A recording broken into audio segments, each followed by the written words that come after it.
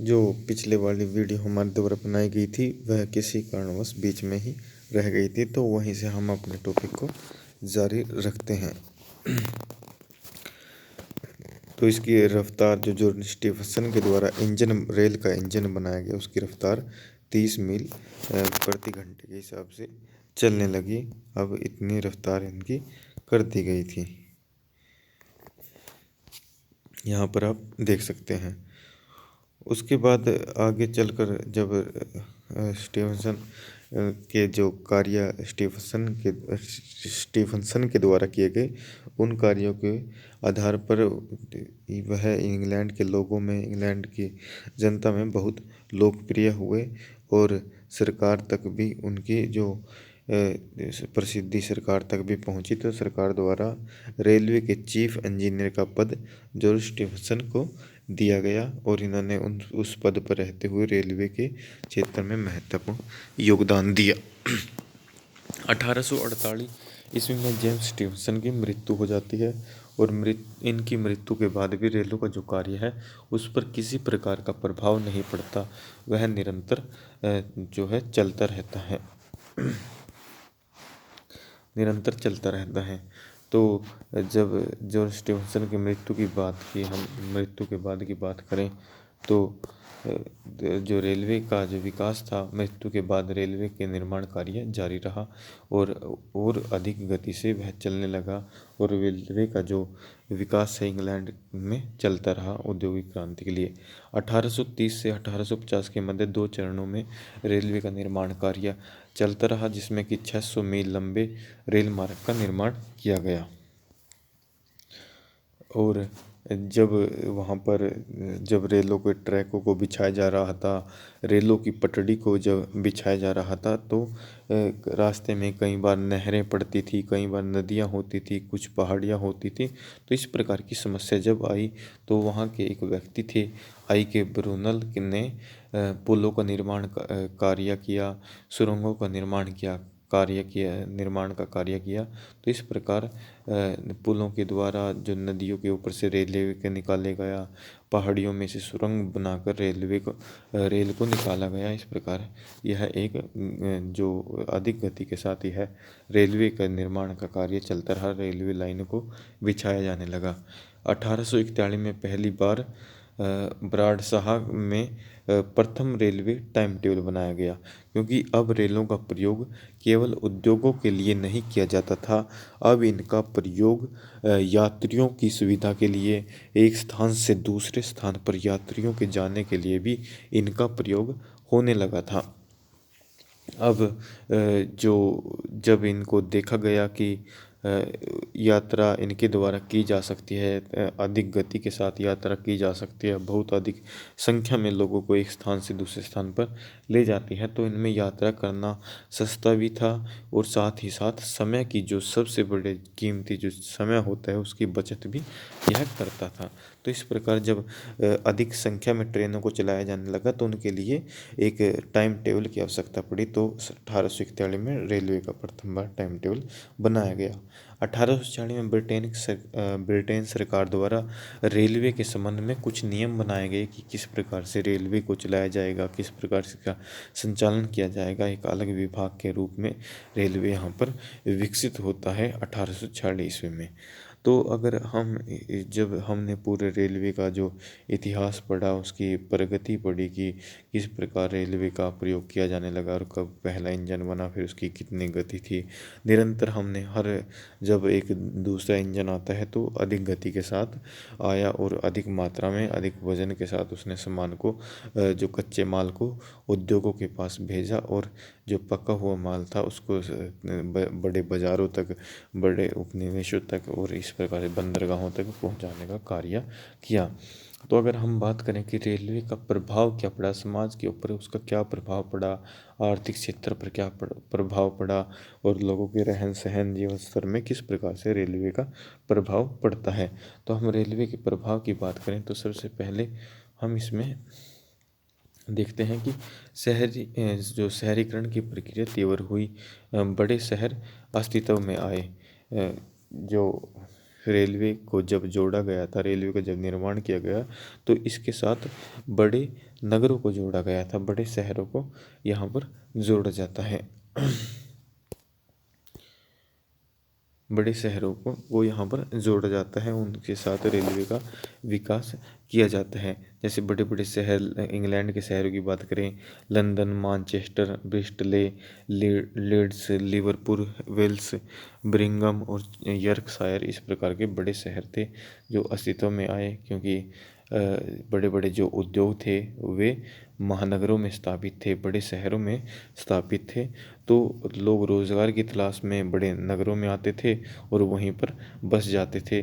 और रेलवे का जो विकास था वो नगरों में किया गया, तो यात्री की सुविधा के तौर पर भी देखें तो रेलवे महत्वपूर्ण रहा, जिससे कि बड़े शहर के शहरीकरण की प्रक्रिया तेज हुई, बड़े शहरों का महत्व बढ़ने लगा और जो गाँव थे और जो छोटे शहर थे उनका महत्व कम होने लगा और बड़े शहरों का महत्व के तौर पर यहाँ पर देखा जा सकता है।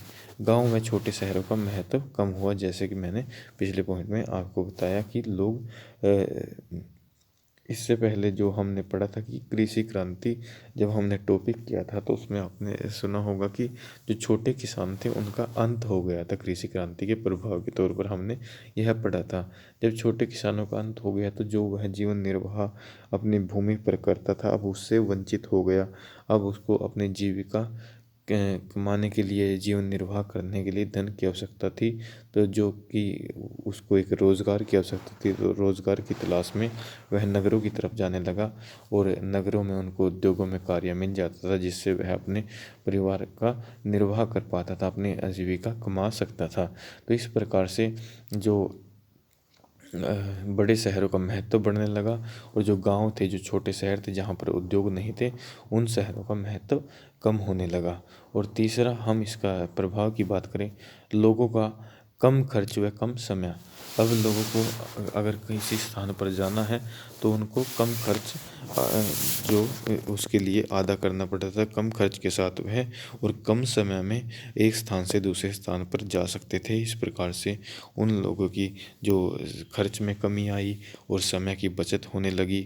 और जो तीसरे पॉइंट की बात करें, रोज़गार देने का कार्य भी जो है रेलवे के द्वारा किया गया, क्योंकि जब रेलवे का निर्माण किया जा रहा था तो बहुत अधिक मात्रा में मजदूरों की आवश्यकता थी, इंजीनियरों की आवश्यकता थी, तो जिससे कि बहुत अधिक संख्या में मजदूरों को कार्य मिला, इंजीनियर को कार्य मिला।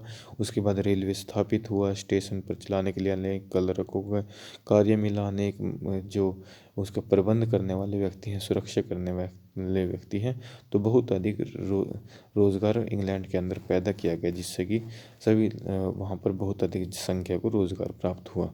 जो छुट्टियों में सैर सपाटे व मनोरंजन, जो धनी व्यक्ति थे, व्यापारी व्यक्ति थे, बड़े अमीर व्यक्ति थे, उनके द्वारा जो छुट्टियों के दिनों में सैर सपाटे के लिए जाया जाता था, यह एक मनोरंजन का माध्यम बन गया था। अब व्यक्ति कम खर्च के साथ कम समय में अपने जो छुट्टियों के अंदर कहीं पर अपने देश के अंदर आसानी से घूमकर आ जा सकते थे। तो इस प्रकार से लोगों के जीवन में परिवर्तन के तौर पर रेलवे ने महत्वपूर्ण प्रभाव डाले और उद्योगों को कच्चा माल सुगमता के साथ प्राप्त होने लगा, जैसे लोहा, कोयला, कपास अधिक मात्रा में मिलने लगा और समय पर मिलने लगा, जिससे कि औद्योगिक विकास हुआ। अब उद्योग दिन रात अपने कार्य में लगे रहते थे, जिससे कि उत्पादन अच्छा होता था और जो रेलवे के द्वारा कच्चा माल लाया जाता था वह कम खर्च के साथ आता था, जिससे कि जो उत्पादित माल होता था उसकी कीमत भी कम रहती थी और वो आसानी से कम कीमतों पर बाज़ार में बिक जाता था, जिससे कि उसकी खपत अधिक होने से उद्योग दोबारा प्रेरित होते थे अधिक उत्पादन करने के लिए। फिर उस उत्पादन को बेचा जाता था तो वह उसकी खपत होती थी। तो इस प्रकार औद्योगिक क्रांति आगे बढ़ते रही रेलवे के माध्यम से। रेलवे के माध्यम से आगे बढ़ती रही, कम खर्च पर लाना ले जाना सुगम हो गया, तैयार माल दूसरे स्थानों पर आसानी से चला जाता था रेलवे के माध्यम से। औद्योगिक क्रांति को इन सभी प्रभाव की बात करें तो औद्योगिक क्रांति को बल ब्रिटेन के लिए एक नई दिशा, इन सभी प्रभाव से औद्योगिक क्रांति को बहुत बल मिला और जो ब्रिटेन के उद्योगों को एक नई दिशा प्राप्त हुई रेलवे के माध्यम से। तो इस प्रकार से रेलवे ने औद्योगिक क्रांति को बल देने का कार्य किया। एक बहुत बड़ा परिवर्तन औद्योगिक जगत में किया, जिससे कि उद्योग अब दिन रात कार्य करने लगे और बड़े बड़े उद्योगों की स्थापना हुई और अधिक माल इन उद्योगों में तैयार किया जाने लगा। तो ये था हमारा उद्योग। अब हम बात करते हैं सूचना। तो जो टेलीफोन का आविष्कार है 1867 ईस्वी में किया गया और यह ग्राम बेल के द्वारा टेलीफोन का आविष्कार किया गया था, जिससे कि अब किसी दूर के व्यक्ति से बात करना आसान हो गया। सूचना एक स्थान से दूसरे स्थान पर आसानी से जाने लगी। फिर बिजली का आविष्कार किया जाता है थॉमस एडिसन के द्वारा। जो मशीनें पहले कोयले से चलाई जाती थी, उसके बाद भाप से चलाई जाती थी, तो जो बिजली का आविष्कार जब हो गया तो उन मशीनों को उद्योगों में बिजली के द्वारा चलाया जाने लगा। रेलवे को भी बाद में, जैसे अब आज के समय में हम देखें तो रेलवे को बिजली के द्वारा चलाया जाता है, जो कि जो कोयले से सस्ता और भाप से सस्ता और एक अच्छे माध्यम के रूप में बिजली का प्रयोग किया जाता है। तो इस प्रकार रेलवे ने अपना महत्वपूर्ण योगदान इसमें दिया। और अनेक जो सूचना का, बिजली का आविष्कार हुआ, इन्होंने भी महत्वपूर्ण योगदान दिया, जिससे कि औद्योगिक क्रांति को एक बल मिला। एक क्रांति के तौर पर इसको देखा जा सकता है। हम अब बात करते हैं जो औद्योगिक क्रांति शब्द है, इसकी उत्पत्ति कहाँ से हुई। जो भी हमने इसके इंग्लैंड में औद्योगिक क्रांति के कारण पढ़े कि क्यों इंग्लैंड के अंदर ही औद्योगिक क्रांति हुई, उसके बाद इसकी प्रगति पढ़ी। प्रगति में अलग अलग उद्योग हमने पढ़े कि किस प्रकार से प्रोग्रेस सभी उद्योगों में होती है। तो हमने इतने बड़े बड़े परिवर्तन देखे, तो इन परिवर्तनों के लिए क्रांति शब्द की हम बात करते हैं कि क्या इन सब परिवर्तनों के लिए क्रांति शब्द का प्रयोग करना उचित है या अनुचित है। 19वीं शताब्दी के आरंभ में फ्रांस के अर्थशास्त्री हैं ब्लोंकी ब्लोंकी ने अनुभव किया कि इंग्लैंड के आर्थिक क्षेत्र में होने वाले परिवर्तन उसी प्रकार ही क्रांतिकारी हैं जिस प्रकार की इससे पूर्व फ्रांस में 1789 ईस्वी में राजनीतिक परिवर्तन क्रांतिकारी थे। जो कि 1789 में एक महान क्रांति हुई थी, जिसका मुख्य नारा था समानता, स्वतंत्रता, बंधुत्व। एक बहुत बड़ी क्रांति थी जो कि लुई सोल्वे के खिलाफ हुई थी। तो उस क्रांति में जो फ्रांस के इतिहास में एक महत्वपूर्ण परिवर्तन, एक बहुत बड़ा परिवर्तन था। तो जो ब्लोंकी जो फ्रांस के इतिहासकार हैं, उनके द्वारा इसकी तुलना उससे की गई कि यह भी आर्थिक क्षेत्र में एक बहुत बड़ा परिवर्तन था, जिसने पूरी व्यवस्था को चेंज कर दिया गया। जो काम पहले घरों में हाथ के द्वारा होता था, अब उनका स्थान बड़े बड़े उद्योगों ने ले लिया। अब वह कार्य मशीन के द्वारा किया जाने लगा है। अतः इनके द्वारा 1837 में औद्योगिक क्रांति जो नाम है उसका प्रयोग किया गया। फिर दूसरे इतिहासकार आते हैं, एक अर्नोल्ड टाइनबी, जो कि एक प्रसिद्ध इतिहासकार थे। उन्होंने अपनी पुस्तक में द इंडस्ट्रियल रेवोल्यूशन में औद्योगिक क्रांति का समय 1750 से 1850 माना है। इनका कहना है कि 1750 से 1850 जो ये 100 साल है, इनके मध्य औद्योगिक क्रांति हुई थी। जो आर्थिक परिवर्तन थे, जो इनके तौर पर इन्होंने इसका समय निश्चित किया है। और औद्योगिक क्रांति शब्द का प्रयोग अपनी पुस्तक द इंडस्ट्रियल रेवोल्यूशन में इनके द्वारा किया गया। परंतु आधुनिक जो इतिहासकार हैं, इन विचारों से सहमत नहीं है। और सहमत नहीं है, इसके पीछे उन्होंने क्या रीज़न दिए, उनकी हम बात करते हैं।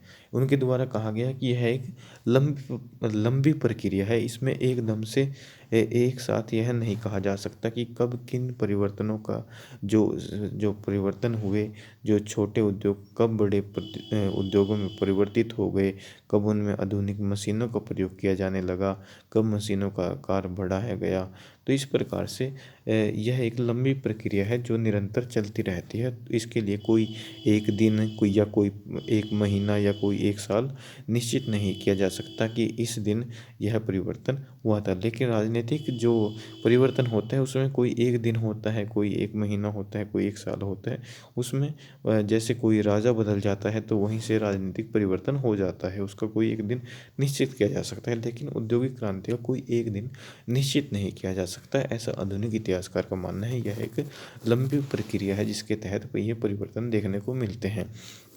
आरंभ तथा अंत का समय निश्चित करना संभव नहीं।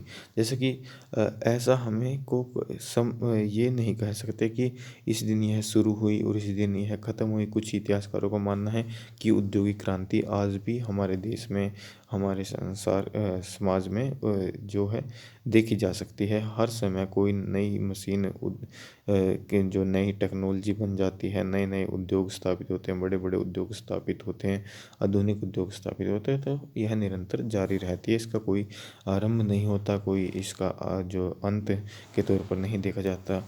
और कुछ अन्य इतिहासकार हैं, आज भी औद्योगिक क्रांति की तिथि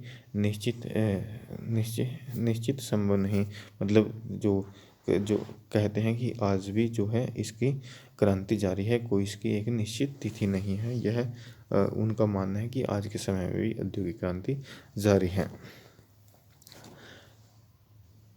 और जो इसकी तिथि करना, वह मानते हैं कि ये निश्चित नहीं की जा सकती। इसके पीछे जो उन्होंने रीज़न दिए, राजनीतिक क्रांति के तहत यह कोई आकस्मिक घटना नहीं है कि एकदम से कोई घटना हुई और एकदम से उद्योगों में बड़े बड़े उद्योग स्थापित हो गए, उनमें कार्य किया जाने लगा।